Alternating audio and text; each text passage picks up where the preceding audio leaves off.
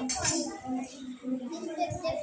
for teachers, parents, and all my dear friends. My name is Shanmali Mahadev Nedukar. I am in standard 1. Today is 19th February and we are celebrating birth anniversary of the great Marathon for us, Chhatrapati Shivaji Maharaj. Chhatrapati Shivaji Maharaj was born on 19th February 1630 at Shivneri Fort in Pune. His father's name was Shahajiraja Bhosle and mother's name was Jizabai. Chhatrapati Shivaji Maharaj was a great king and brave warrior. He was the founder of Maratha Empire. He respected all religions.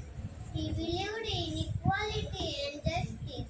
He died in 3rd April 1680 at Raigad Fort. Chhatrapati Shivaji Maharaj will always remain in our hearts.